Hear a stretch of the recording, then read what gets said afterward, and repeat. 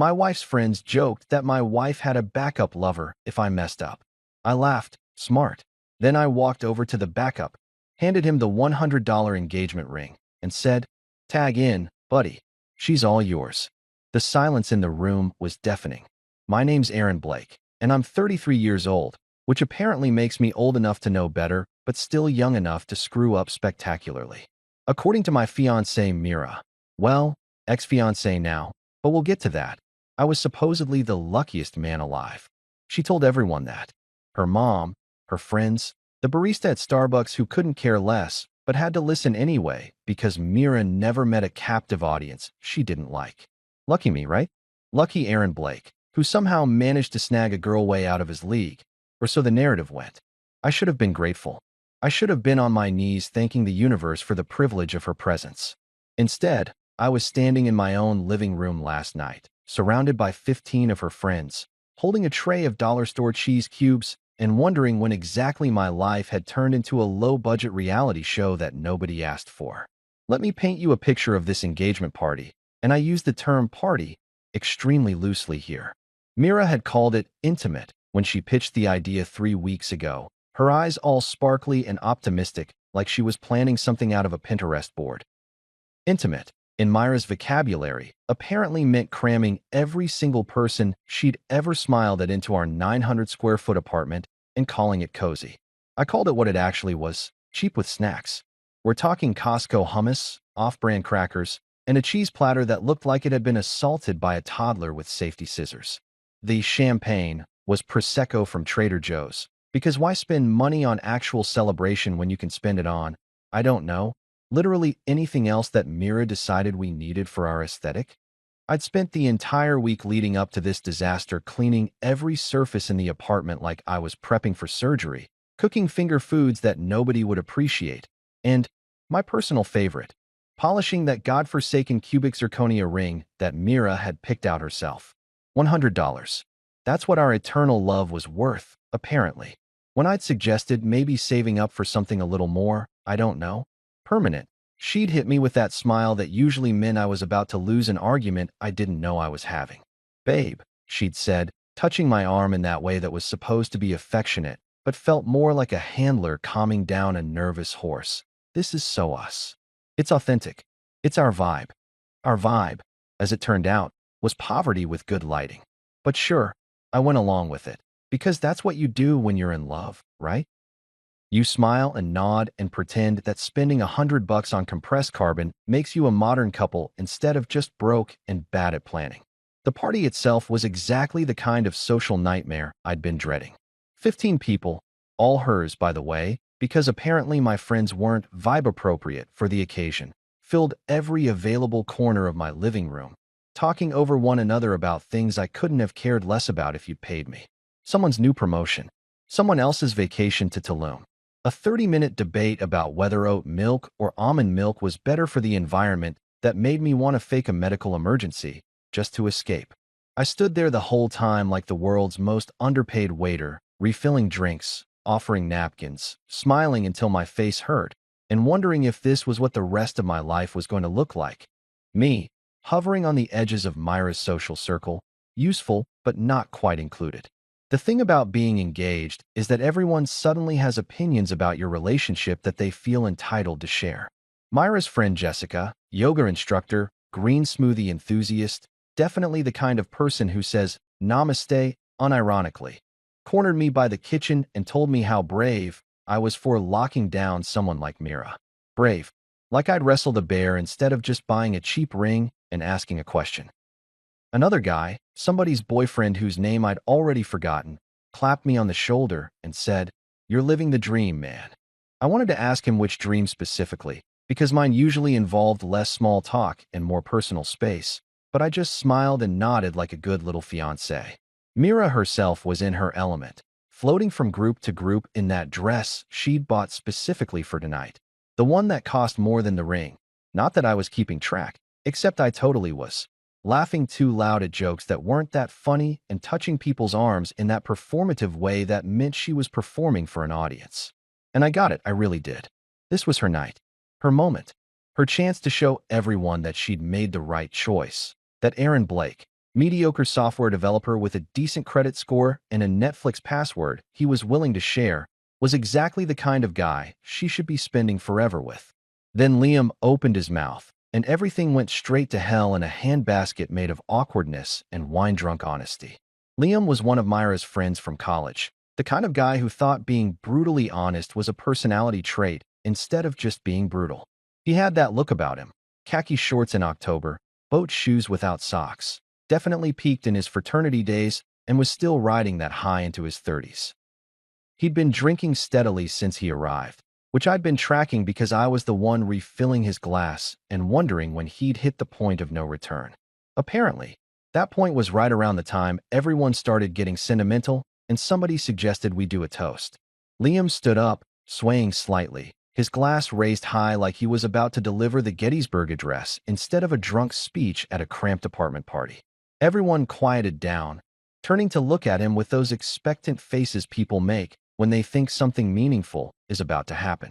Mira was beaming, her hand on my arm, probably expecting some heartfelt tribute to our love story or whatever.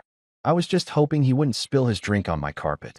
To Aaron and Mira, Liam announced, his voice carrying that particular volume that drunk people think is normal but is actually just loud. He grinned, looking around the room like he was about to drop the punchline of the century. Proof that love survives anything, even Myra's backup lover. The laughter that erupted, and it did erupt, like a volcano of social nightmares, was sharp enough to perform open-heart surgery without anesthesia.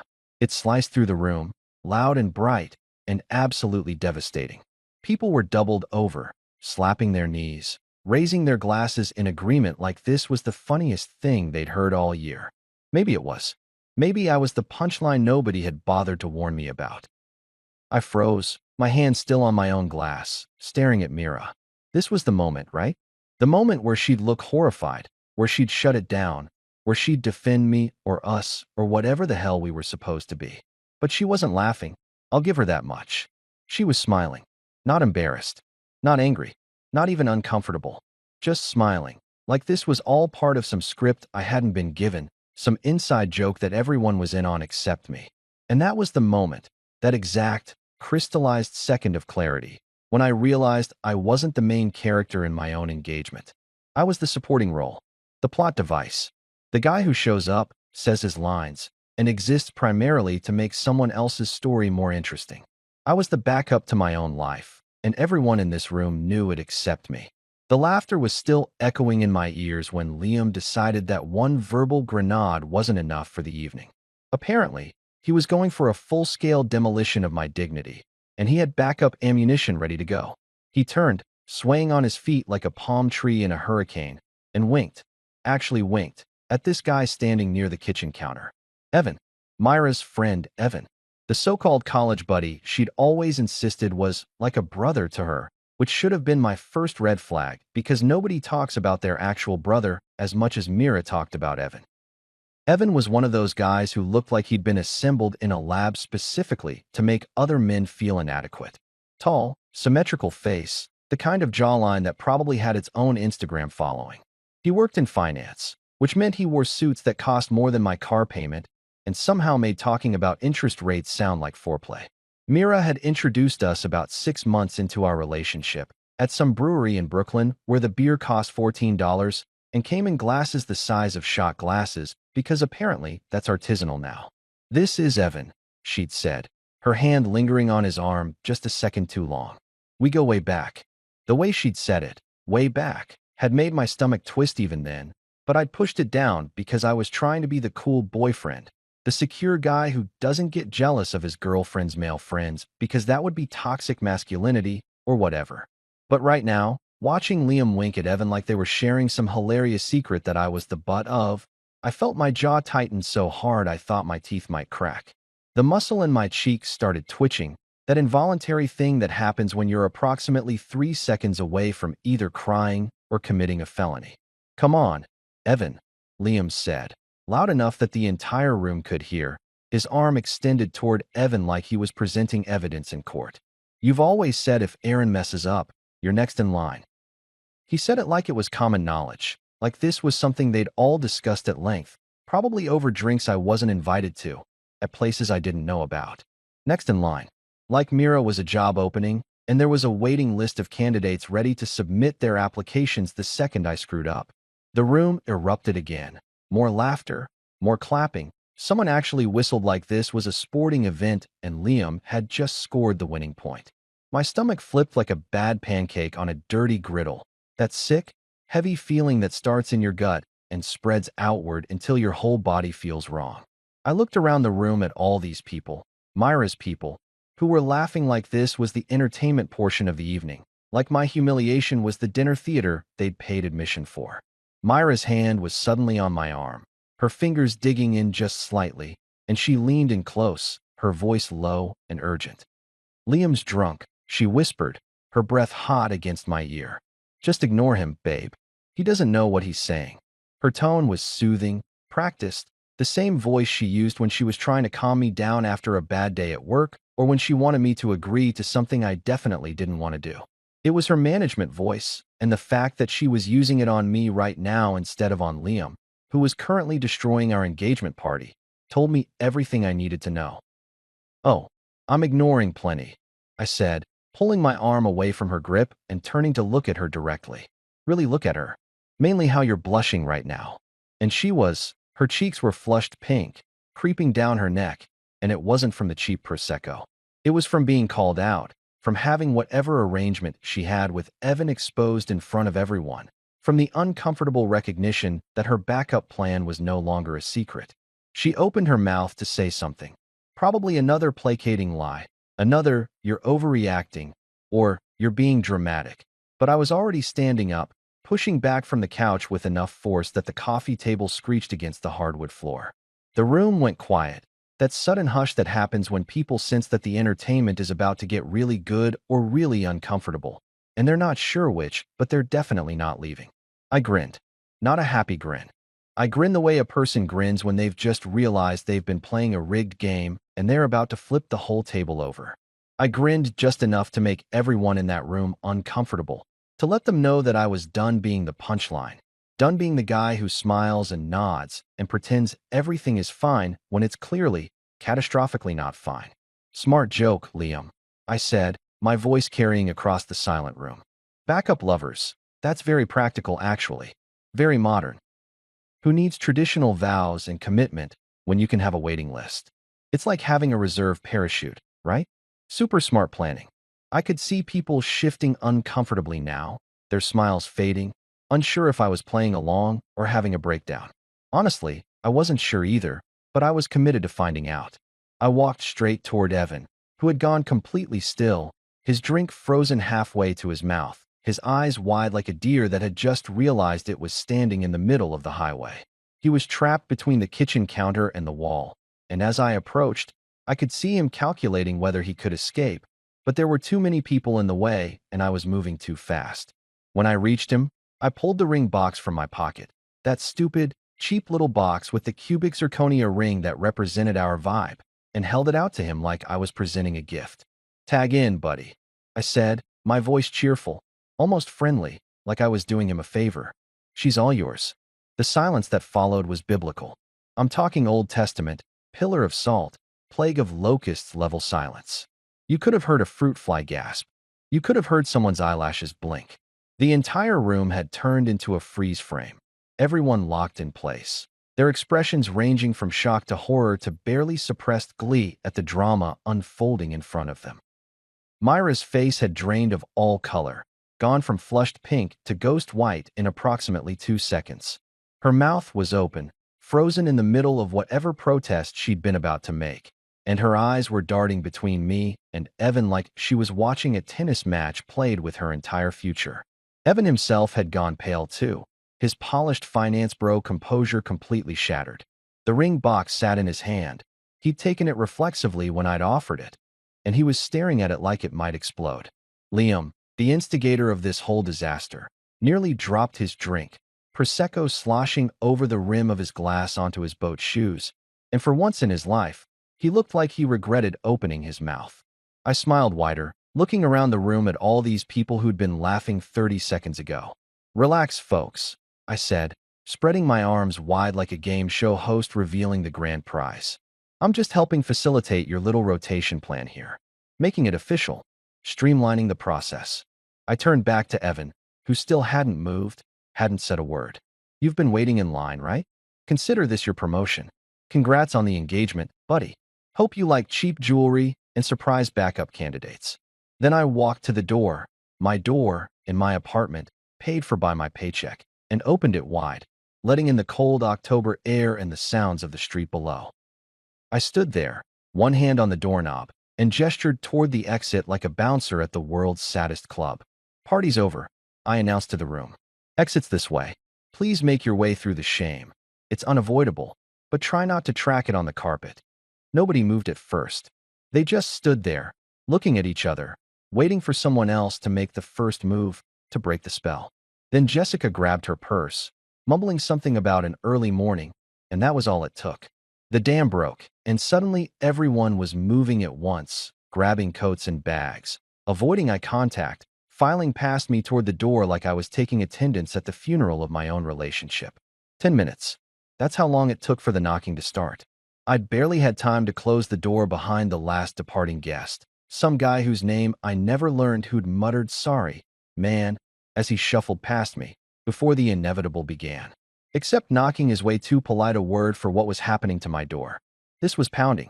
This was the kind of aggressive percussion that makes you worry about your security deposit and wonder if your neighbors are going to call the cops, because it sounds like someone's trying to break in with their bare fists. Myra's voice came through first, that particular pitch that sat somewhere between crying and fury, the emotional equivalent of nails on a chalkboard. Aaron, open this door right now. There was a thump, like maybe she'd kicked it or thrown her body against it. I couldn't tell. You embarrassed me in front of everyone. In front of everyone, Aaron. Do you understand what you just did? I was standing about 5 feet from the door, still holding the empty ring box in my hand, staring at it like it might contain answers to questions I hadn't figured out how to ask yet. The box was navy blue velvet, cheap material that tried to look expensive, and there was a little indentation where the ring had been sitting for the past 3 weeks. $100 of compressed carbon and broken promises. I snapped it shut and tossed it onto the coffee table, where it landed next to a half-eaten plate of cheese cubes that nobody had wanted. You can't just kick people out like that. Mira continued, her voice getting higher and more desperate. Those were my friends. My friends, Aaron. God, you are so immature. So incredibly immature. The irony of her screaming about maturity while literally throwing a tantrum outside my apartment door was apparently lost on her. But irony had never been Myra's strong suit. Self-awareness ranked pretty low on her skills list too, somewhere below parallel parking and below admitting she was wrong about anything ever. Then Liam's voice joined the chorus, because of course it did. Liam, the instigator, the drunk truth-teller, the guy who'd lit the match and was now shocked that there was a fire. Dude, seriously, you overreacted, he shouted, his words slightly slurred, probably still half drunk from my Prosecco. It was a joke, man. Just a joke. You can't take a joke. This is what guys like Liam always say when they cross a line. It was just a joke. Can't you take a joke? Why are you being so sensitive? Like humor is some kind of universal free pass for being an asshole, like adding, just kidding, after you insult someone somehow, makes the insult disappear into the ether. And then, because this nightmare needed a third voice to really complete the harmony, Evan piped up. Evan, Mr. Next in Line himself, Mr. Backup Lover, Mr. I'm like a brother but actually am waiting for my turn. Come on, Aaron, he called through the door, trying to sound reasonable, trying to be the voice of calm logic. Let's talk about this like adults. Open the door and we can discuss this rationally. Discuss what exactly? Discuss how he'd been positioned as my replacement? Discuss the waiting list I didn't know existed? Discuss how my entire engagement had apparently been a placeholder situation while Mira kept her options open? I looked at the door, imagining the three of them standing out there in the hallway. Mira probably crying those pretty tears she could turn on and off like a faucet. Liam probably leaning against the wall because standing upright was becoming challenging. Evan probably checking his phone because even in a crisis he couldn't resist seeing if someone more important needed his attention. The thought of opening that door, of letting them back in, of having to engage in whatever conversation they thought we needed to have, made me want to set myself on fire. So I didn't open it. Instead, I walked calmly to my bedroom, grabbed my headphones. The good ones, the noise-canceling Bose ones I bought myself last Christmas because Mira said they were too expensive, but had no problem spending twice that on a purse, and put them on. I scrolled through my phone, looking for the perfect soundtrack for this moment. And there it was, like destiny had queued it up for me. Another One Bites the Dust by Queen. Freddie Mercury's voice filled my ears, that iconic bass line thumping, and I cranked the volume up until the outside world disappeared into nothing but glorious, petty rock and roll. I grabbed the bag of chips from the kitchen, barbecue flavored, the good kind with the ridges, and settled onto my couch, the same couch where I'd been humiliated less than an hour ago. I munched chips slowly, deliberately, savoring each one, while the three of them continued their performance outside my door. I couldn't hear them anymore. Thank you, noise-canceling technology, but I could see the door shaking slightly with each pound, could see the doorknob rattling as someone tried it over and over, as if the lock might magically disengage if they just tried hard enough. The thing about wearing headphones and eating chips during your own personal crisis is that it gives you time to think. Time to really process what had just happened. Time to realize that I'd been an idiot for way longer than just tonight. The signs had all been there. I'd just been too stupid or too hopeful or too desperate to see them. The way Mira always brought up Evan in conversations, casually mentioning what he was doing, where he was going, what he thought about things. The way she'd check her phone constantly when we were together, smiling at messages she wouldn't let me see. The way she'd started comparing me to him about 6 months ago, subtle stuff at first, like Evan says the best investment is real estate, when I mentioned putting money in my 401k, or Evan thinks that restaurant is overrated, when I suggested somewhere for dinner. I should have known. I should have seen it. But you don't want to see that stuff when you're in love, or when you think you're in love, or when you're so invested in the idea of being in love that you can't tell the difference anymore. 20 minutes passed. I know because I checked my phone after Queen transitioned into David Bowie, and Under Pressure seemed almost too on the nose for the situation. The door had stopped shaking. The hallway outside had gone quiet. I took off my headphones and listened. Nothing.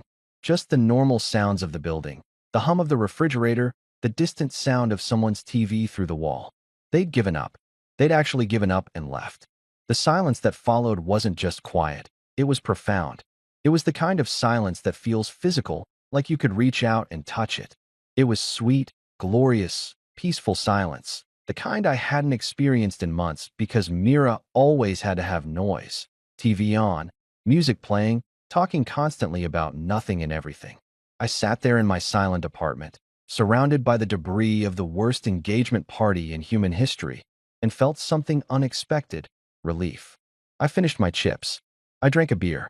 I put on another album. I cleaned up the cheese cubes and the Prosecco glasses and the crumpled napkins that my guests, Myra's guests, had left scattered around like the world's saddest confetti. I took out the trash, vacuumed the carpet, wiped down the counters. I erased the evidence of the party, and with it, I felt like I was erasing something larger, something that had been weighing on me for longer than I'd wanted to admit. The next morning, I woke up to my phone having a complete nervous breakdown. 53 missed calls. 53. I didn't even know I knew 53 people, but apparently, they all needed to reach me immediately. Text messages filled my screen, an endless scroll of guilt trips and recriminations and attempts at manipulation that would have made a therapist rich. You ruined everything. That was from Mira, sent at 2 in the morning. You're going to regret this. You're throwing away the best thing that ever happened to you. Also Mira, sent at 2:15. We need to talk. You owe me that much. Mira again, 2:30. You need help, Aaron? Seriously, this behavior isn't normal.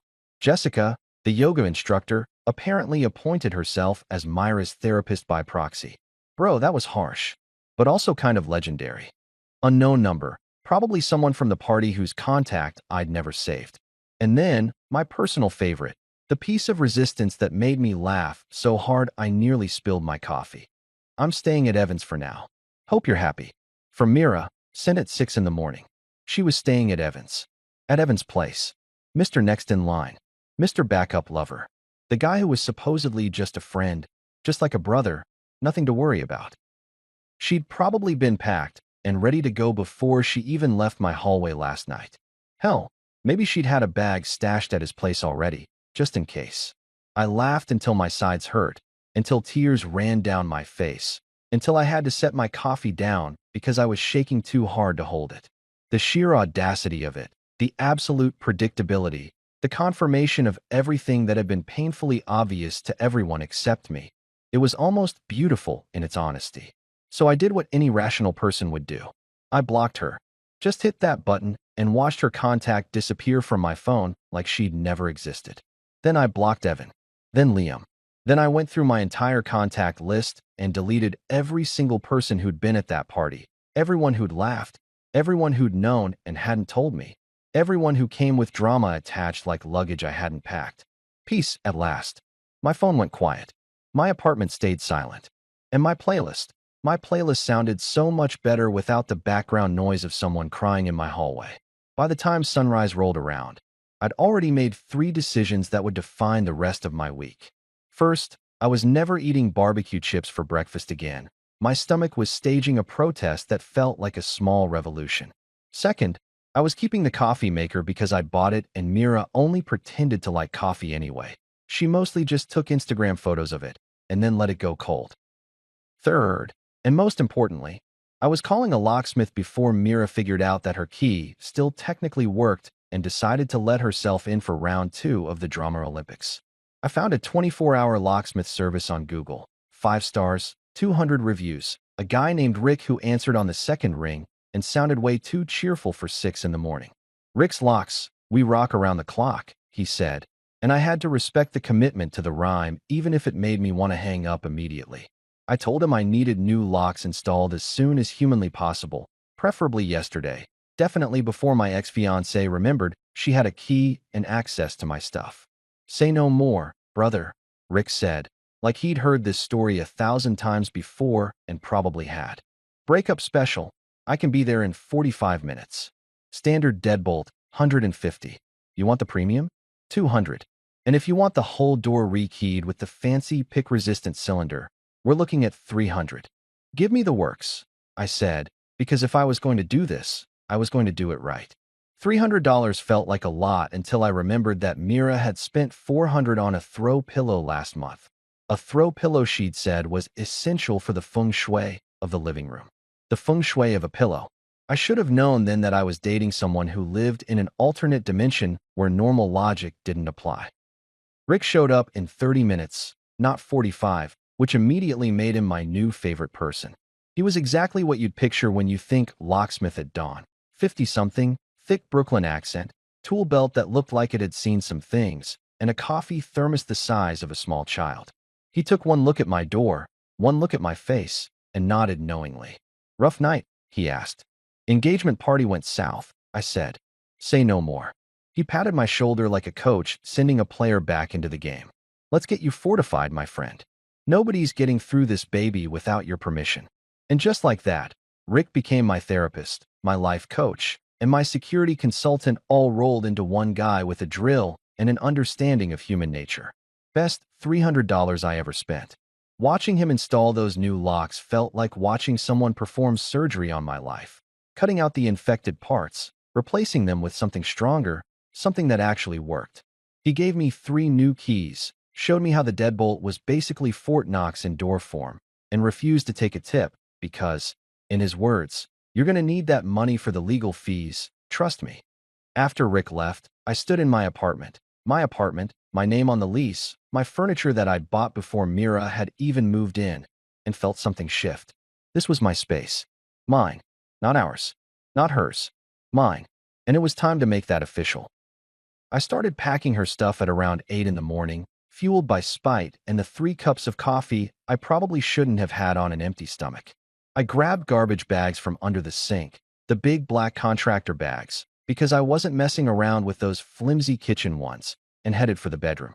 Her side of the closet was an explosion of fast fashion and impulse purchases, clothes with tags still on them, shoes she'd worn once and decided weren't her anymore, jackets in every color that all looked identical to me, but were apparently completely different according to some fashion logic I'd never understand. I pulled everything off the hangers without ceremony, without folding, without care. Dresses that cost more than my car insurance. jeans that she'd said were investment pieces, that ridiculous faux fur coat that made her look like she was being attacked by a very dedicated Muppet. Into the bag it all went. I found a shoebox on the top shelf filled with photos of her and Evan. Actual printed photos, like this was 1995, and I threw the whole thing in without looking at them because I valued my blood pressure. The bathroom was worse. I didn't realize one person could own so much skincare until I opened the cabinet under the sink and found what can only be described as a dermatologist's office had exploded in there.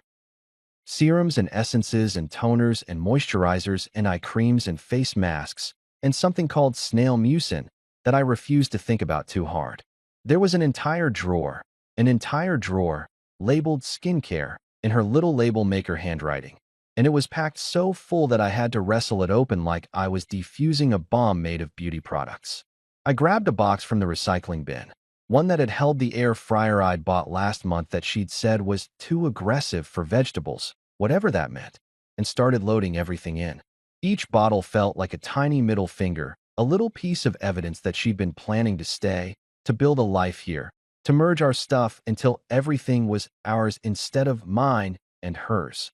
Except apparently she'd also been building an exit strategy, keeping Evan warmed up in the bullpen just in case I didn't work out. I grabbed a Sharpie from the junk drawer and wrote on the box in big, bold letters, "Miscellaneous lies." It felt petty. It felt immature. It felt absolutely perfect. By the time I finished, I had 4 garbage bags of clothes, 2 boxes of bathroom stuff, a milk crate full of books she'd never read, but kept because they looked intellectual, and a potted plant that I was 90% sure was already dead, but she'd insisted on keeping. I lined everything up by the door like I was staging the world's saddest garage sale, and then I sat down on the couch and waited. I didn't have to wait long. 3 hours later, around noon, I heard footsteps in the hallway. Quick, angry footsteps, the kind that mean business. Then the sound of a key sliding into the lock. The sound of that key turning. The sound of that key not working. The sound of Mira saying, "What the hell?" loud enough that Mrs. Chun across the hall probably heard it. Then the knocking started. Not the pounding from last night. This was different. This was cop knocking, the kind of authoritative bang bang bang that's supposed to make you jump and comply immediately. "Aaron," she yelled through the door. "Aaron, I know you're in there. Open this door." I took my time getting up from the couch. I took my time walking to the door. I took my time checking the peephole. Yep, there she was, looking like she'd gotten maybe 2 hours of sleep and spent both of them crying or yelling or both. Her hair was in a messy bun that was trying to be artfully messy, but was actually just messy. She was wearing yesterday's clothes. She looked like the morning after a mistake, which I guess she was. I opened the door exactly 3 inches, just enough to see her, but not enough for her to push her way in, and kept my hand on the new deadbolt Rick had installed. The chain lock was engaged too, because I'd learned my lesson about leaving vulnerabilities. "What did you do?" she demanded, her voice sharp enough to cut glass. She held up her key like it was evidence in a trial. "My key doesn't work." "What did you do to the locks?" I smiled, the kind of smile that I'd been practicing all morning, the kind that said I was completely at peace with my choices. "Oh, that?" I said casually, like I was discussing the weather. "Yeah, I upgraded my security settings. The old system had a bug, kept letting in malware and viruses. You were glitching pretty hard, so I had to do a hard reset." Her face went through several emotions at once: confusion, anger, understanding, more anger. "You changed the locks?" "You changed the locks on our apartment." "My apartment," I corrected, keeping my tone friendly, almost helpful. "Common mistake. But if you check the lease, which is right here, actually, I pulled it out this morning. You'll see only one name on it. Aaron Blake. That's me. Just me. Funny how that works." She tried to look past me, into the apartment, probably cataloging what was hers and what was mine and what she could claim in some imaginary court of broken relationships. "Half the stuff in there is mine, Aaron. You can't just lock me out of my own things." "Actually," I said, and I gestured to the pile of bags and boxes I'd stacked by the door, "your stuff is right here. Pre-packed for your convenience. I even organized it by category. Clothes, bathroom stuff, lies. That dead plant you refused to admit was dead. Everything accounted for." She stared at the pile, her mouth opening and closing like a fish trying to understand why the water had suddenly disappeared. "You can't do this," she said. but her voice had lost some of its edge, replaced with something that might have been panic or might have been the realization that she'd lost this round. Already did, I said cheerfully. But hey, bright side, now you don't have to move your stuff from my place to Evan's place. You were already there anyway, right? Saved you a trip. You're welcome. Her face flushed red, that angry crimson that started at her neck and crept up to her hairline. You're going to regret this, Aaron, she hissed, her hands balling into fists at her sides. You're going to wake up one day and realize you threw away the best thing that ever happened to you, and I won't be there. You'll be alone, and you'll regret everything. I pretended to think about it, tilting my head like I was really considering her words. You know what? Maybe you're right. Maybe I will regret this. I paused, let the words hang there for a second. But at least I'll regret it alone, without someone keeping a backup boyfriend on speed dial. Then I shut the door, just closed it, right in her face, cutting off whatever response she was about to make. I heard her gasp, heard her start to say something else, but I was already walking away, heading for the kitchen, grabbing a beer from the fridge even though it was barely past noon, because some moments call for alcohol regardless of the time. I opened that beer, the cap making that perfect hiss-pop sound, and I walked back to the living room. I raised the bottle toward the door, toward Mira standing on the other side of it, toward the end of whatever the hell we'd been pretending was a relationship. Here's to the end of stupidity, I said out loud, to no one and to everyone. May she rest in someone else's drama. The beer tasted like freedom. Cold, crisp, slightly bitter freedom. And from outside the door, I heard Myra's footsteps retreating down the hallway, getting quieter, getting farther away, until finally, they were gone. 2 days. That's how long the peace lasted before Mira decided to escalate things from petty drama to actual legal intervention, which honestly was impressive even by her standards. I'd spent those 2 days in a state of blissful solitude, working from home, ordering takeout without having to negotiate about whether Thai food was too heavy for dinner, watching TV shows she'd always vetoed because they were too violent, or too stupid, or too whatever excuse needed to watch another reality show about rich people fighting. I'd forgotten what it felt like to live in my own space, without constantly walking on eggshells made of someone else's mood swings and unspoken expectations. So naturally, that's when the knocking started again. Except this time, it wasn't Myra's angry girlfriend knock, or even her dramatic victim knock. This was official knocking. Professional knocking. The kind of knocking that makes you immediately start mentally reviewing whether you've paid all your parking tickets, and if that thing you downloaded last month was technically legal or just morally ambiguous. I looked through the peephole, and my stomach dropped like an elevator with cut cables. 2 police officers, one older guy with the kind of mustache that had definitely seen some things and wasn't impressed by any of them, and a younger woman who looked like she'd rather be literally anywhere else. And standing behind them, like the world's most vindictive backup singers, were Mira and Evan. Mira had her arms crossed, wearing what I recognized as her "I'm the victim here" face, the one she'd perfected over 3 years of getting out of speeding tickets and returning things to. Stores without receipts. Evan stood next to her looking uncomfortable, which was a new look for him. Usually he had that finance bro confidence that came from never being told no by anyone except maybe the IRS. I opened the door because ignoring cops seemed like a bad life choice, even if they came with my ex-fiancé attached. "Good afternoon, officers," I said, going for polite and cooperative, which is what every true crime podcast tells you to do even when you've done nothing wrong. The older cop, his name tag said Martinez, and he had the energy of someone who'd broken up approximately 10,000 domestic disputes and was tired of all of them, pulled out a small notebook. "Sir, we received a call about an unlawful eviction. Are you Aaron Blake?" "I am," I said, because lying to cops seemed even worse than ignoring them. "And is this your residence?" Officer Martinez gestured to my apartment like he was confirming evidence. "Yes, sir, it is.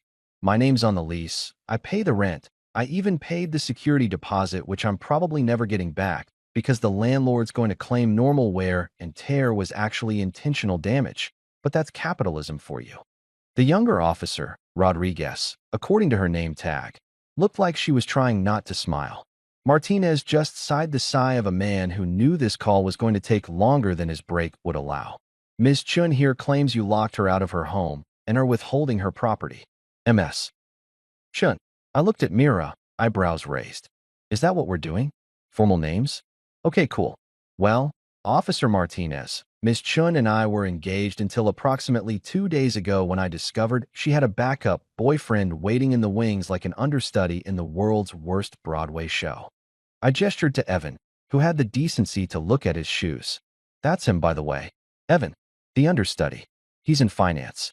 Sir, we're not here to mediate relationship issues, Martinez said, his tone suggesting he'd heard every version of this story and they all ended the same way. We're here because she claims you illegally evicted her. She wasn't evicted because she was never legally a tenant, I said, and I turned back into my apartment, grabbing the lease from where I'd left it on the coffee table because I'd somehow known, that this exact situation was coming. I handed it to Martinez. One name. See, just Aaron Blake. No Mira Chun. She stayed here sometimes, kept some stuff here, but she never paid rent, never signed a lease, and definitely never contributed to the security deposit that I'm never getting back. Martinez studied the lease while Rodriguez looked over his shoulder. Mira made a noise that sounded like a strangled cat. That's not fair, she protested. We were engaged. We were building a life together. You can't just use technicalities. Technicalities like legally binding documents? I interrupted, smiling sweetly. Those technicalities? The ones that hold up in actual court. Ma'am, Martinez said, handing the lease back to me. This residence is registered solely to Mr. Blake. Unless you have documentation showing you're a legal tenant, we can't force him to allow you access. Myra's face was doing that thing where it cycled through emotions faster than a slot machine. Shock, anger, betrayal, more anger, and finally landing on desperate. But my stuff is in there. My clothes, my furniture, my chair. Her voice cracked on the word chair like it was the most important thing in the universe. I already gave you your stuff. I reminded her, leaning against the doorframe. Remember? 2 days ago? Big pile of bags and boxes. You left them in the hallway and Mrs. Chun across the hall was complaining about the fire hazard, so building maintenance threw them out. Not my problem, you didn't collect your belongings in a timely manner. That was a lie. I'd actually called Myra's mom and told her to pick up the stuff, which she had, but Mira didn't need to know that right now. The chair. Mira practically shrieked. My ergonomic chair? The one for my back. It cost $700. Oh, that chair, I said, like I'd just remembered it existed. The Herman Miller knockoff you insisted we needed because sitting in regular chairs was destroying your spine, even though you spent most of your time sitting on the couch scrolling Instagram. It's mine. I need it. I have back problems. She was getting shrill now, that pitch that made dogs in a 3-block radius start howling in sympathy. Ma'am, please calm down, Rodriguez said, her hand moving slightly toward her belt in that way cops do when they're preparing for a situation to escalate. Sir, does she have property still inside the residence? Well, I said slowly, enjoying this way more than I probably should have. There is a chair. But see, here's the funny thing about that chair. I pulled out my phone, scrolled through my photos until I found what I was looking for, and held it up so both officers could see. This is the receipt. From Office Depot. Purchased 14 months ago. Paid for by this credit card. I zoomed in on the relevant part. Aaron Blake's credit card. My credit card. My chair. The silence that followed was the kind you could bottle and sell to meditation apps. Myra's mouth opened and closed like she was trying to reboot her argument. Evan was still staring at his shoes, which were probably expensive Italian leather shoes that cost more than the chair in question. Martinez took my phone, studied the receipt, and handed it back with an expression that suggested he'd seen this exact scenario play out 100 times before and humanity never ceased to disappoint him. Looks like his chair, ma'am, Martinez said flatly. But I'm the one who used it. Mira protested. I'm the one with back problems. He just sat on the couch playing video games. Doesn't matter who sat in it, Rodriguez chimed in, her voice tired. Matters who bought it. That's how ownership works. Mira turned to Evan, her face desperate. Evan, tell them. Tell them how he's being unreasonable. Evan finally looked up from his shoes, his face pale. I don't think I should get involved in this, Mira, he said quietly, and I had to give him credit. He'd finally realized that being the backup boyfriend meant backing up right out of this disaster. Martinez closed his notebook with a decisive snap that sounded like a gavel. Mr. Blake, Is there any property in your residence that legally belongs to Miss Chen?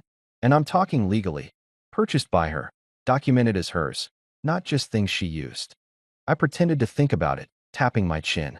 You know what? There might be a few things. Some makeup in the bathroom I missed, maybe a book or two. Tell you what, officers, if you want to supervise, I'm happy to let her collect anything that's actually hers. Should take about 5 minutes because there's not much. That's acceptable, Martinez said, looking at Mira. Ma'am, you can collect your personal effects under police supervision. You have 15 minutes. Mira looked like she wanted to argue, but even she wasn't dumb enough to argue with a cop who clearly had better things to do. She pushed past me into the apartment, Evan trailing behind her like a confused puppy, and I stepped aside to let the officers in. What followed was the single most entertaining 15 minutes of my week. Mira stomped around my apartment opening drawers and cabinets, finding almost nothing because I'd been thorough when I'd packed her stuff. She found a lipstick in the bathroom that had rolled under the sink. She found a book on the nightstand that she'd started and never finished, which was basically the story of our entire relationship. She found a hair tie on the kitchen counter. That was it. That was her entire haul. One lipstick, one book, one hair tie.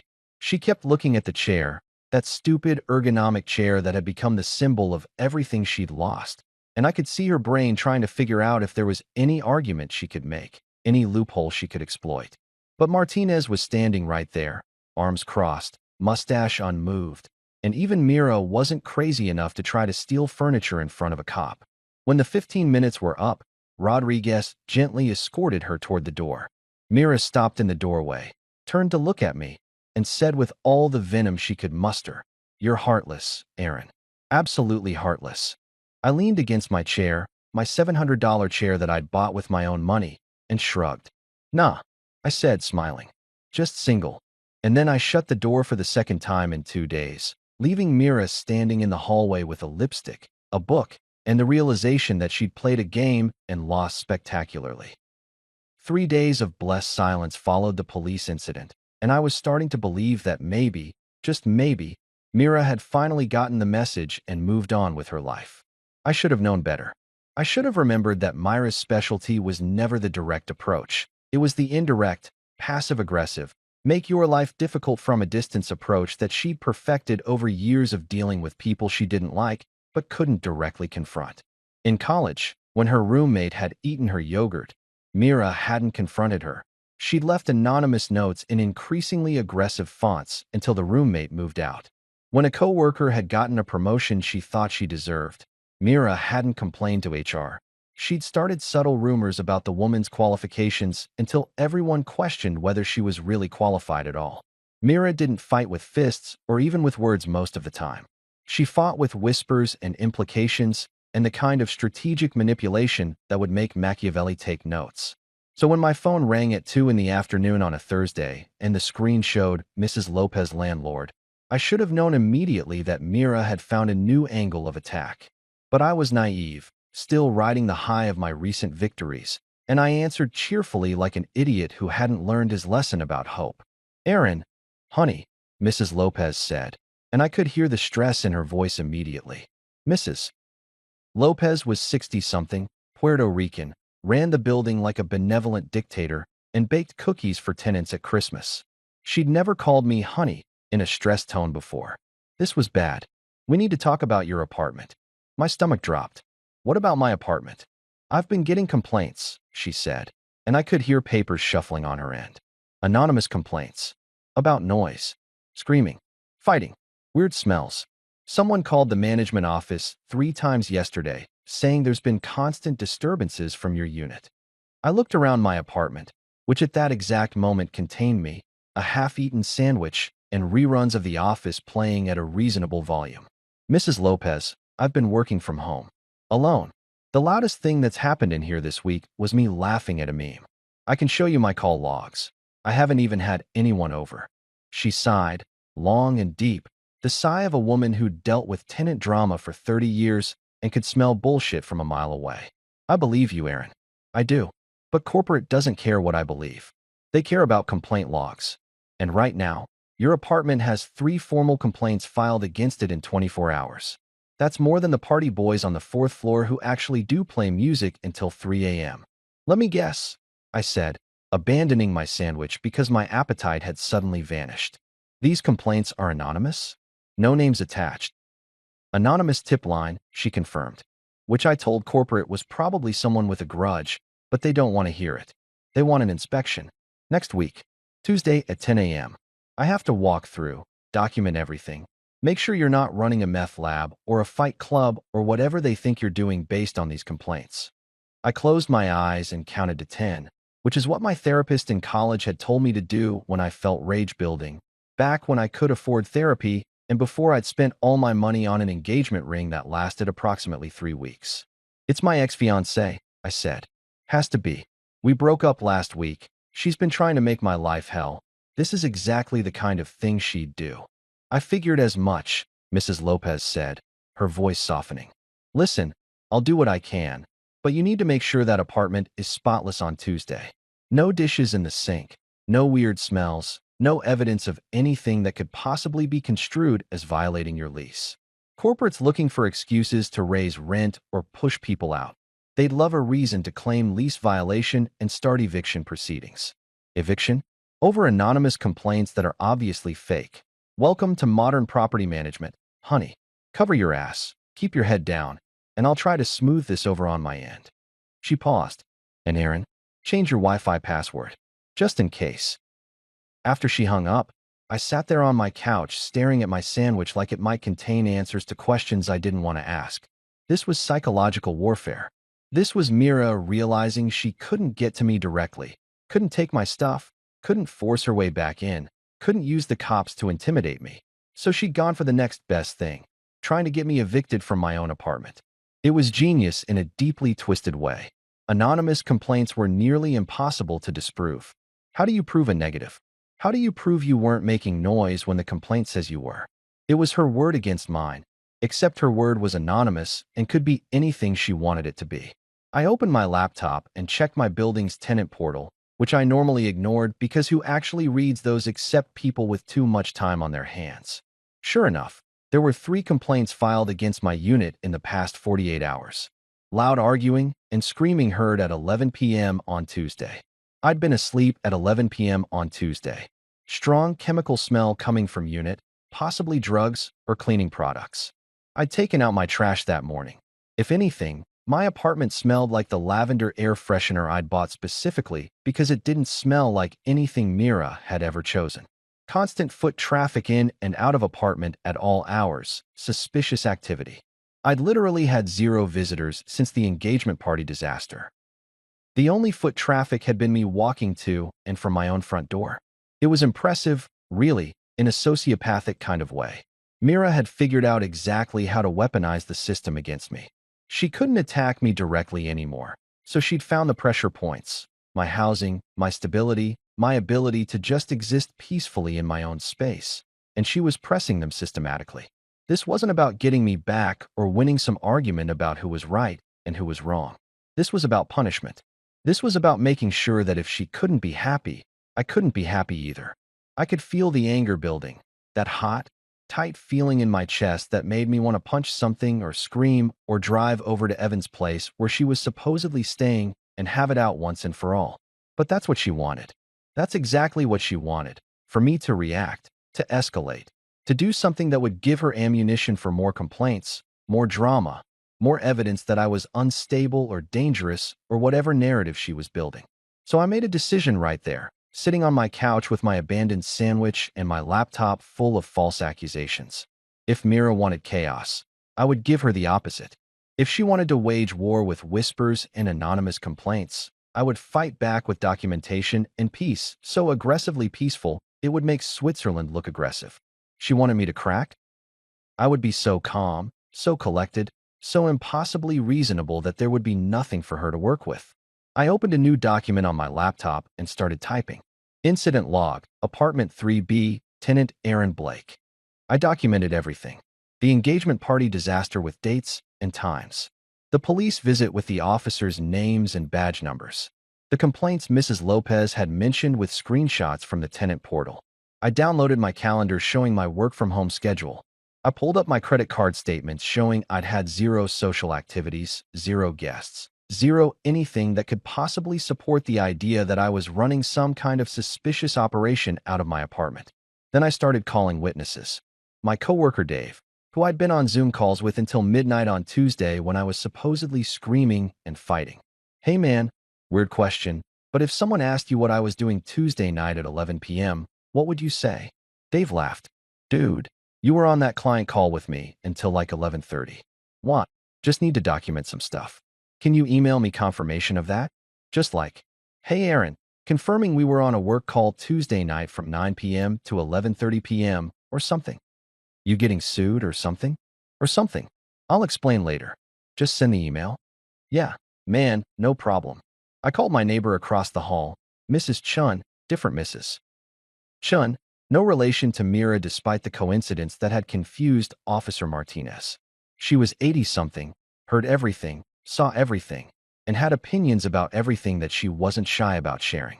Mrs. Chun, hi, it's Aaron from 3B. Oh, Aaron, how are you? I heard about your engagement party. Such a shame. That girl was too loud anyway. Yeah, that's actually kind of why I'm calling.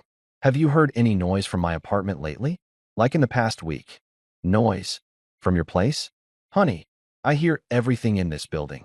The college boys upstairs with their terrible music, the couple on the first floor who think everyone wants to hear their arguments about whose turn it is to do dishes. But you've been quiet as a mouse. What? Someone's been filing noise complaints against me, saying I'm having parties or fights or something. Mrs. Chun made a disgusted sound. That's ridiculous. I'm right across the hall. I'd hear it. Want me to write something down? I'll write something down. I've got nice stationery. By the time I finished making calls, I had 5 different people ready to provide statements that I'd been exactly where I said I was, doing exactly what I claimed I was doing, and definitely not running a criminal enterprise out of my 900 square foot apartment. I compiled everything into a folder, physical and digital, labeled it evidence of harassment, and saved it in approximately 17 different places because I'd learned the hard way that important documents have a way of disappearing when you need them most. Then I sat back, cracked open a beer even though it was only 3 in the afternoon, and whispered to no one in particular, checkmate. Except it wasn't checkmate yet. This was just the opening move in a game I hadn't wanted to play but was apparently playing anyway. Mira had started this war, but I was going to end it. Not with her tactics of chaos and lies, but with mine.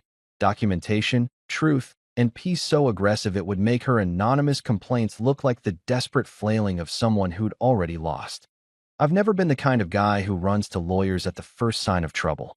Growing up, lawyers were people you saw on TV shows or billboards promising to get you money after a car accident you probably caused yourself. They wore expensive suits and spoke in a language designed specifically to make normal humans feel stupid and poor. But sitting there in my apartment with a beer at 3 in the afternoon, staring at a folder full of evidence that my ex-fiancée was actively trying to ruin my life through systematic harassment and potentially get me evicted from my own home, I realized that maybe, just maybe, this was exactly the kind of situation that required someone who spoke fluent legal intimidation. I started Googling lawyers for crazy ex-girlfriend harassment New York, which probably wasn't the correct legal terminology, but it was accurate. And after scrolling past about 15 ads for divorce attorneys and 3 for criminal defense lawyers, that made me wonder what kind of internet history Google thought I had. I found a website that looked professional without being pretentious. Rivera Law Group, Civil Litigation and Harassment Cases. The guy in the photo looked like he could be someone's cool uncle, mid-40s, nice suit that wasn't trying too hard, smile that suggested he'd heard every ridiculous story imaginable and was ready to hear yours too. I called the number, expecting to get a receptionist who would schedule me for some time in 2027 after I'd already been evicted and was living in my car, but instead, an actual human male voice answered on the second ring. Rivera Law Group, this is Trent Rivera speaking. His voice had this quality that can only be described as calm confidence with a side of subtle smugness, like he already knew he was going to win whatever case you were calling about and was just waiting for you to catch up to that reality. Hi. My name is Aaron Blake, and I need help with, well, it's complicated. My ex-fiancée is filing false complaints against me trying to get me evicted, and I don't know if that's illegal or just really petty, or both? Both, Trent said immediately, and I could hear him already typing. Tell me everything. Start from the beginning. Don't leave anything out. And yes, the part you think is too embarrassing to mention is probably exactly the part one need to hear. So I told him everything. The engagement party disaster with Liam's drunk toast about backup lovers. The ring box I'd handed to Evan in front of 15 mortified witnesses. Mira pounding on my door while I ate chips and listened to Queen. The police showing up with her, and Evan demanding entry to my own apartment. The chair drama, and the receipt I'd saved like I was preparing for litigation without knowing I was preparing for litigation. And finally, the anonymous complaints that had started appearing like clockwork, clearly designed to make my life hell and potentially cost me my housing. Trent listened to all of it without interrupting except to occasionally say, hum, or, oh, that's good, when I mentioned documentation I'd saved, which made me feel like maybe I wasn't completely incompetent at this adulting thing. When I finished, there was a pause, and then he said something that made me like him immediately. Your ex-fiancé is what we in the legal profession call a piece of work, and what I personally call Tuesday. You deal with this kind of thing often? Brother, if I had $1 for every time someone's ex tried to weaponize the system to make their former partner's life miserable, I could retire to a beach in Thailand and never look at another case file. Lucky for you. I find these cases deeply satisfying. There's nothing I enjoy more than shutting down retaliatory harassment with legal paperwork so thorough it makes people reconsider their life choices. I was pretty sure I'd just fallen in platonically professional love with my lawyer. We scheduled an in-person consultation for the next morning, and I showed up at his office in Manhattan at 9 a.m. sharp with my folder of evidence, my timeline of events, and the desperate hope that someone with actual legal authority could make this nightmare stop. Trent's office was exactly what I'd hoped for. Professional but not intimidating, with degrees on the wall that proved he knew what he was doing, but also a bobblehead of Ruth Bader Ginsburg on his desk that suggested he had a sense of humor about the whole legal system. He spent 2 hours going through everything I'd brought, occasionally making notes in handwriting so terrible it could have been a doctor's prescription, asking questions that made me realize he was 3 steps ahead of whatever Mira might try next. Did she ever contribute to rent? No. Is her name on any utility bills? No. Did she have mail delivered to your address? Just magazines she never read. Do you have any written communication where she acknowledges the relationship is over? I pulled out my phone and showed him the text where she'd said she was staying at Evans, plus about 40 other messages that ranged from angry to manipulative to straight up threatening. This, Trent said, holding up my phone like it was the Holy Grail, is beautiful. She's documenting her own harassment. People always do this. They can't help themselves. They're so convinced they're the victim that they create a written record of them victimizing you, and then act surprised when it's used against them in court. So what do? Trent smiled, and it was the smile of a man who was about to ruin someone's day with the power of proper legal formatting. We draft a cease and desist letter that's so comprehensive, so detailed, so absolutely bulletproof that when she receives it, her immediate response will be to call a lawyer of her own, who will read it and tell her to stop everything immediately before this gets expensive. What followed was a masterclass in professional passive aggression disguised as legal correspondence. Trent typed while I watched, occasionally asking me to confirm details or provide exact dates. And what emerged was a thing of beauty. 3 pages of single-spaced legal language that managed to be simultaneously polite and absolutely terrifying. The letter opened with a formal identification of the parties involved. Me as the victim of harassment, Mira as the primary perpetrator, and Evan and Liam as contributing participants in the defamation and emotional distress. Then it got into the good stuff, a chronological list of every incident, every false statement, every anonymous complaint that could be traced back to her through circumstantial evidence and pattern of behavior. It cited specific laws she'd violated, harassment statutes, filing false reports, defamation, intentional infliction of emotional distress. It referenced the police report from when she'd tried to claim unlawful eviction, pointing out that the officers had confirmed I was legally in the right. It mentioned the documented timeline of her staying at Evan's address immediately after our breakup, which contradicted any claim she might make about needing access to her apartment. And then came the warning section, which Trent delivered with the kind of calm menace that made me grateful he was on my side. The letter stated clearly that any further contact, any additional false complaints, any continued attempts to interfere with my housing, employment, or general existence would result in immediate legal action, including, but not limited to, a restraining order, a civil lawsuit for damages, and formal complaints to law enforcement about filing false reports. It demanded immediate cessation of all harassing behavior and retraction of all false complaints filed with my building management. The closing paragraph was my favorite. Please be advised that this letter serves as formal notice that all further communication regarding this matter must go through legal counsel. Any direct or indirect contact with Mr. Blake will be considered violation of this cease and desist order and will be met with appropriate legal consequences. It's perfect, I said when Trent finished reading it aloud. It's absolutely perfect. I know, he said without a trace of false modesty. That's why you're paying me. Now, we'll send copies via certified mail to Mira at Evan's address.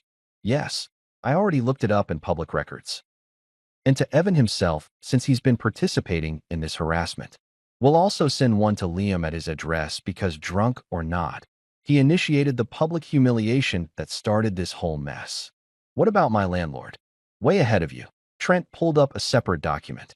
I've drafted a letter to Mrs. Lopez and her corporate office explaining the situation, providing evidence that the complaints are retaliatory and false, and notifying them that any adverse action taken against you based on these fraudulent complaints will result in legal action against the building management for facilitating harassment.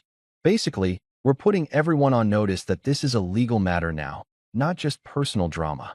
I watched as Trent printed multiple copies, signed them with a flourish that suggested he'd practiced that signature specifically to look intimidating, and arranged them in envelopes that somehow looked more official than regular mail. By the end of the day, certified letters were on their way to Mira, Evan, Liam, Mrs. Lopez, and the corporate office of my building management company. Each envelope contained a bomb of legal consequences wrapped in professional letterhead, waiting to detonate in the mailboxes of everyone who'd made the past 2 weeks of my life a living hell. I walked out of Trent's office feeling lighter than I had in days, maybe weeks, maybe since before I'd proposed to Mira with that stupid cubic zirconia ring. For the first time since the engagement party disaster, I felt like I wasn't just reacting to her attacks. I was taking action, real action, the kind backed up by actual legal authority and the threat of consequences that couldn't be ignored or dismissed. That night, sitting in my apartment with a beer and the kind of peace that comes from knowing you've played your best move, I raised my glass toward nothing and everything and whispered what was becoming my mantra: checkmate. The week that followed the lawyer's letter was the kind of silence that makes you suspicious, like when a toddler goes quiet and you know they're either sleeping or committing a felony against your furniture. I kept waiting for the other shoe to drop, for Mira to escalate things to some new level of crazy I hadn't anticipated, for another knock on my door that would signal the next phase of whatever psychological warfare she'd cooked up. But nothing came. No angry texts because I blocked her number. No complaints filed with the building because Trent's letter had apparently scared the corporate office into actually investigating the anonymous tips and realizing they were all coming from the same IP address traced back to Evan's apartment building. No police showing up because even Mira wasn't dumb enough to involve law enforcement again after they'd already confirmed she had no legal standing. It was peaceful, eerily peaceful. The kind of peaceful that made me check my phone every hour to make sure it was still working, that the silence wasn't because I'd somehow been cut off from civilization and was living in a bubble where Myra's drama couldn't reach me. I went to work. Well, I logged into work from my couch because remote jobs are the greatest invention since antibiotics, and nobody bothered me. I ordered takeout and ate it while watching whatever I wanted without someone complaining that my TV choices were too lowbrow or not intellectually stimulating enough. I slept through the night without stressed dreams about engagement parties or backup lovers or ergonomic chairs that cost more than my monthly grocery budget. So naturally, that's when my phone buzzed with a text from an unknown number, because the universe has a sixth sense of timing and probably enjoys watching me suffer for entertainment purposes. The text was short, almost painfully so, like someone had agonized over every word and still couldn't figure out how to make it sound less pathetic. Hi, it's Evan. I stared at my phone for a solid 30 seconds, trying to process the sheer audacity of Mr. Next in Line, Mr. Backup Boyfriend, Mr. Finance Bro with the expensive shoes reaching out to me like we were old friends who'd just lost touch and needed to catch up over coffee. What could he possibly want?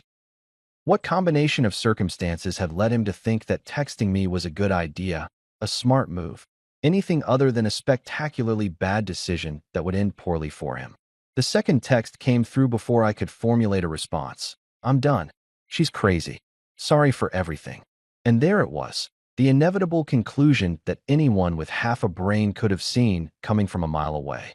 Evan had gotten his chance to be the main character in Myra's relationship drama, had stepped up from understudy to leading man, and had apparently discovered what I'd known for 3 years but had been too invested to admit. That Myra was exhausting, manipulative, high maintenance, and absolutely not worth the effort it took to maintain the illusion that everything was fine. I could picture it so clearly it was almost cinematic. Evan, thinking he'd won some prize by getting Myra to stay at his place, quickly realizing that staying at his place meant she'd basically moved in without asking and had started rearranging his furniture to achieve better feng shui. Myra, who never met a personal boundary she couldn't steamroll, probably going through his phone, questioning his female co-workers, making passive-aggressive comments about his apartment being too bachelor Y and needing a woman's touch. The fights that would have started over stupid things. Where to eat dinner, what temperature to keep the thermostat, whether his friends were good enough for her elevated social circle. And finally, the realization that he'd been in love with an idea of Myra, not the actual person, and the actual person was kind of a nightmare to live with for more than a long weekend. I felt something unexpected wash over me, and it took me a second to identify it. Not anger, not satisfaction, not even schadenfreude, though there was definitely a little bit of that mixed in there. It was pity. I actually felt sorry for Evan, who'd been so convinced that the grass was greener, that Myra and I just weren't compatible, and he would be different. He would be better. He would be the one who could make it work. And now he was discovering what I discovered, that some people are only tolerable in small doses, and Myra's maximum recommended dosage was about 3 hours with breaks for breathing. But pity doesn't mean I was going to let him off easy. I typed out my response carefully, making sure it hit exactly the right note of dismissive yet cutting. Apology accepted. Please also apologize to your reflection. I hit send, watched the message turn from delivering to delivered, and then immediately blocked his number before he could respond with whatever justification or explanation or plea for understanding he'd probably prepared. I didn't need to hear it. I didn't need his version of events or his attempt to bond with me over our shared experience of dating the same difficult woman. I just needed him gone from my phone, my life, and my mental real estate that he was taking up rent-free. The next day brought a different kind of surprise, the kind that starts with your phone ringing from another unknown number and you debate not answering it because unknown numbers are either scammers trying to reach you about your car's extended warranty or people from your past who should stay there. But something made me answer. Maybe curiosity, maybe stupidity, maybe the same instinct that makes people slow down to look at car accidents even though they know it's going to be disturbing. Hello, Aaron. This is Henry Lewis. The voice was older, professional, with the kind of carefully modulated tone that came from decades of being the reasonable person in the room. It took my brain exactly 3 seconds to place it. Myra's dad. I'd met him exactly twice.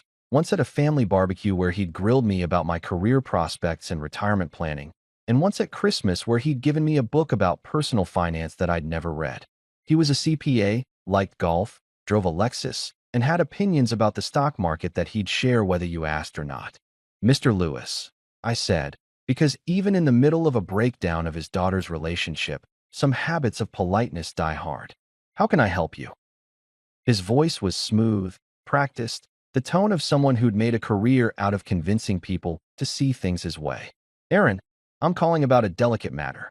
Myra mentioned that there's some furniture at your apartment, a chair, specifically, that she needs for her back problems.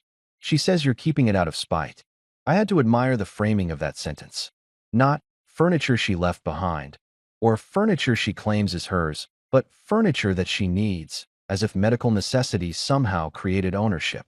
And keeping it out of spite, as if the chair hadn't been purchased with my credit card, delivered to my apartment. and used by me for the first 6 months before Mira decided her back hurt and commandeered it for herself. Oh, the chair, I said slowly, like I was just remembering it existed. The $700 Herman Miller knockoff from Office Depot that I purchased with my credit card 14 months ago, the one I showed the police the receipt for when they came to my apartment? That chair. There was a pause, the kind where you can hear someone recalibrating their approach mid-conversation. Yes, well, regardless of who purchased it, Mira has been using it, and she has legitimate back problems. Surely we can work something out? I'd be willing to reimburse you for half the cost. Half? I laughed, couldn't help it.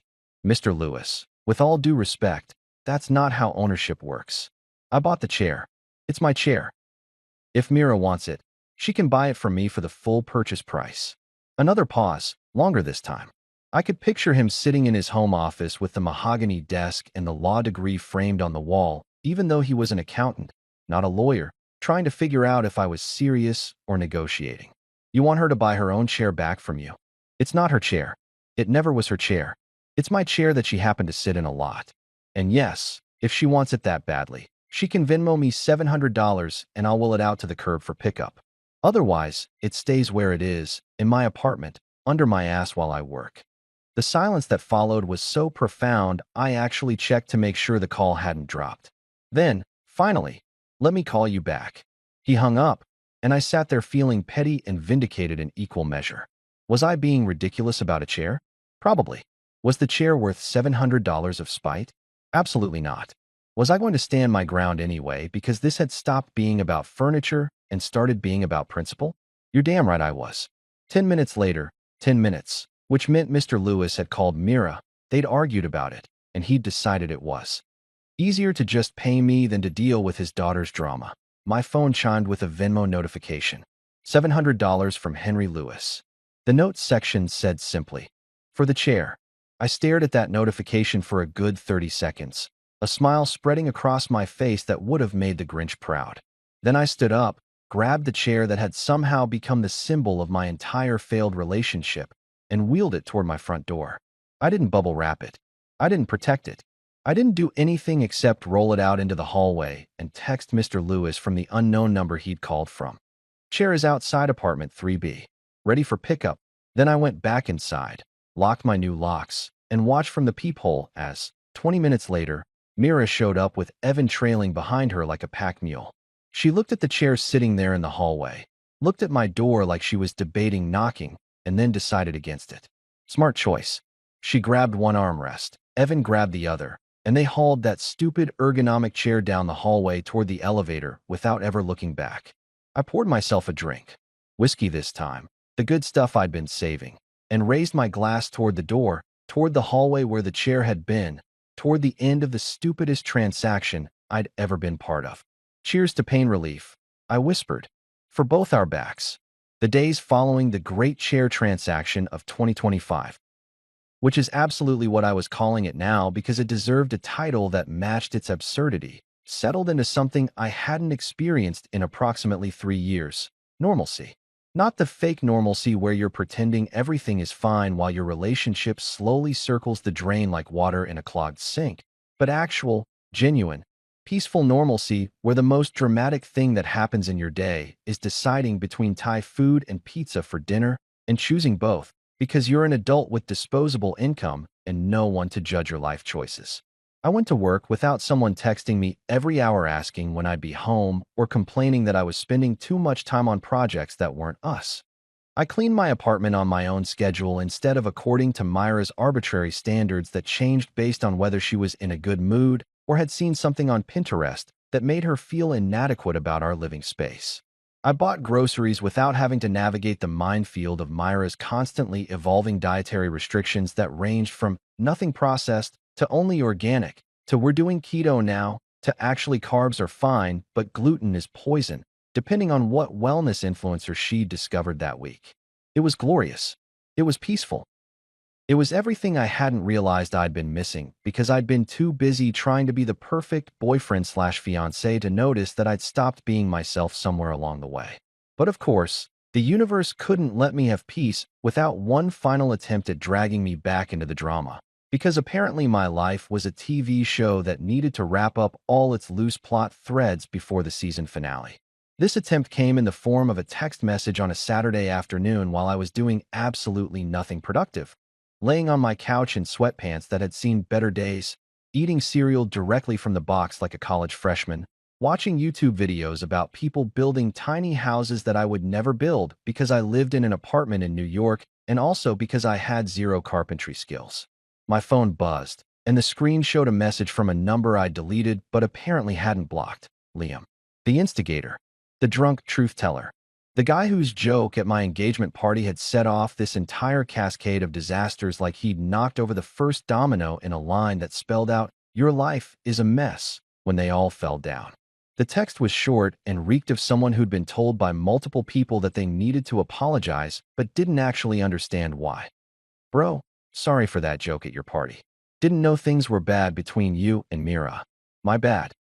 I read it 3 times, each time finding new layers of inadequacy in the apology. Didn't know things were bad, as if that made it okay to publicly humiliate someone at their own engagement party. As if announcing someone's backup lover to a room full of people was totally fine as long as the relationship was solid. The logic was so spectacularly broken that I almost admired it, the way you might admire a car crash for its sheer commitment to destruction. I typed out my response with the kind of careful consideration normally reserved for diplomatic negotiations or hostage situations. You'll make a great comedian in another life. Then, before I could overthink it or convince myself to be more diplomatic, I hit send and immediately deleted his contact information for real this time, blocking the number with the kind of finality usually reserved for breaking up with someone or canceling a subscription service that's been charging you for months for something you don't use. I didn't need Liam's half-assed apology that blamed ignorance instead of taking responsibility. I didn't need to maintain social connections with people who thought public humiliation was acceptable entertainment as long as you were drunk enough to have an excuse. I didn't need anyone in my life who couldn't understand basic human decency without someone explaining it to them like they were a toddler learning not to hit other kids on the playground. The satisfaction of that block, of watching Liam's name disappear from my phone permanently, was more fulfilling than any apology he could have offered. It was closure, real closure, the kind that comes from deciding that some people don't deserve space in your life, and actually following through on that decision instead of just thinking about it. Later that evening, my friend Tasha texted. Actual friend Tasha, not Mira's friend who tolerated me Tasha, but my college roommate Tasha, who'd once helped me move apartments in exchange for pizza and had never asked for anything except that I be honest with her and occasionally like her Instagram posts of her cats. Tasha, who'd met Mira exactly twice and both times had pulled me aside afterward to ask if I was sure about this relationship, if I was happy, if I knew what I was getting into. Tasha, who'd been right about everything and had been kind enough not to say, "I told you so," when the engagement imploded. Her text was characteristically direct. FYI, heard through the grapevine that Mira and Evan broke up. Apparently, she's a nightmare to live with. Shocked. Absolutely shocked. The sarcasm was so thick I could have spread it on toast. I laughed out loud. Actually laughed until my sides hurt, and I had to set down my phone because I was shaking too hard to type a response. Mira and Evan had broken up. Mr. Next in line, Mr. Backup Lover, Mr. I've always said if Aaron messes up I'm next had gotten his shot at the title and had apparently discovered that winning the prize meant dealing with everything that came with it. The mood swings, the constantly moving goalposts of acceptable behavior, the ability to turn any minor disagreement into a 3-hour discussion about communication styles and emotional availability. How long had it been? 3 weeks. Maybe 4 since the engagement party. Evan had lasted approximately 1 month as Myra's official boyfriend before tapping out, which meant he'd survived less time than it takes to establish residency in most states. The backup plan had failed spectacularly, imploded faster than our engagement had, and I felt a surge of vindication so strong it was almost physical. I typed back to Tasha. Backup Lover couldn't survive the trial version. Huh? But he didn't even make it to the premium features. Did he at least get a participation trophy? Tasha's response came immediately. He moved to Boston for work. Took a job offer he'd been sitting on specifically to get away from her. That's not a breakup. That's a tactical retreat. Boston. Evan had moved to an entirely different city to escape my ex-fiancée. He'd relocated his entire life, probably taken a pay cut or at least dealt with the hassle of finding a new apartment and shipping his furniture and explaining to his friends why he was suddenly leaving, all to put approximately 200 miles between himself and Mira. That wasn't just breaking up, that was witness protection program level of wanting to disappear from someone's life. For the first time since the engagement party disaster, I didn't feel angry when I thought about Mira. I didn't feel hurt or betrayed or embarrassed about the whole backup lover situation. I just felt free. Free from the constant walking on eggshells. Free from trying to be whoever she needed me to be that particular day.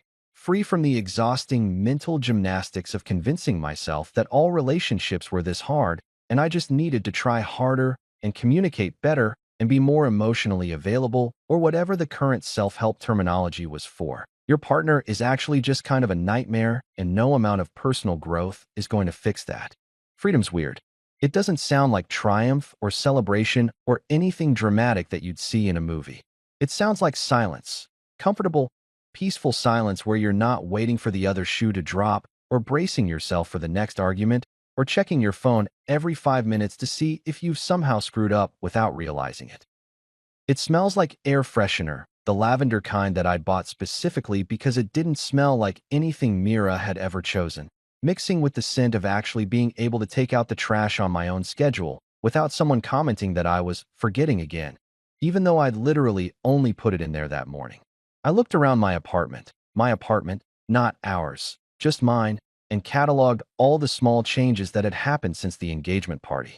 The way the coffee table was angled slightly different, because I'd moved it to vacuum and hadn't bothered to put it back exactly where Mira had positioned it for optimal flow. The throw pillows that were actually thrown now, casually tossed on the couch instead of arranged in that specific way that apparently mattered for reasons I'd never understood. The mail on the counter that I'd get to when I got to it instead of immediately, because Mira had a thing about clutter that bordered on obsessive. The dishes in the sink that I'd wash tomorrow because they weren't bothering anyone except me, and I didn't care. These weren't signs of depression or giving up or letting myself go, despite what Mira would probably claim if she could see them. These were signs of someone living their actual life instead of performing an acceptable version of life for someone else's benefit. This was what it looked like when you stopped trying to be perfect and just started being yourself. Even if yourself was kind of messy and ate cereal from the box and didn't always remember to put the throw pillows back exactly right. I grabbed my phone, opened my music app, and put on the same Queen playlist that I'd listened to while Mira pounded on my door that first night. Another One Bites the Dust filled my apartment, and I turned it up loud enough that Mrs. Chun across the hall probably heard it, but not so loud that she'd complain because I was still trying to be a decent neighbor despite everything. I raised my mostly empty beer bottle toward nothing and everything, toward Mira and her failed backup plan, toward Evan fleeing to Boston like he was escaping a natural disaster, toward Liam and his inadequate apology, toward everyone who'd laughed at that engagement party and probably felt awkward about it now. To freedom, I said out loud, my voice competing with Freddie Mercury's vocals and winning only because I was closer to my own ears. To peace.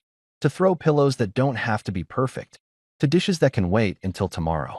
To not having a backup lover because I don't need a backup of anything anymore. The silence that followed. Well, not silence because the music was still playing, but the metaphorical silence, the absence of drama and chaos and constant crisis management, wasn't awkward this time. It wasn't concerning or suspicious or the calm before the storm. It was just peaceful, perfectly, wonderfully, boringly peaceful, and I was going to enjoy every second of it. 3 weeks later, I was cleaning out my nightstand drawer. You know, that junk drawer everyone has that's filled with old receipts, random chargers, and life decisions you'd rather forget, when I found it. The ring. That stupid $100 cubic zirconia symbol of my monumentally bad judgment, still sitting in its navy blue velvet box like a tiny monument to failure. I pulled it out and held it under the afternoon light streaming through my window. It sparkled, which was impressive considering it was basically fancy glass pretending to be a diamond, much like my relationship had been fancy dysfunction pretending to be love. The irony wasn't lost on me. For a second, I thought about keeping it, maybe as a reminder, maybe as a trophy, maybe as evidence that I'd survived something I shouldn't have agreed to in the first place. But that felt too much like holding on to baggage I'd spent the last month desperately trying to unload. I slipped on my jacket, pocketed the ring box, and walked 3 blocks to the pawn shop on the corner, the one with the dusty window display and the owner who'd definitely seen some things. Except I walked right past the entrance and dropped the box into the donation bin outside. Someone else can try the deluxe heartbreak package, I muttered. Maybe they'll have better luck. Back home, I cracked open a beer and collapsed onto my couch. The same couch where this disaster had started with Liam's drunk toast. No shouting, no drama, no backup lovers waiting in the wings. I raised my beer toward the empty apartment and whispered, "Tag in, buddy. She's all yours." The silence that followed wasn't awkward anymore. It was perfect,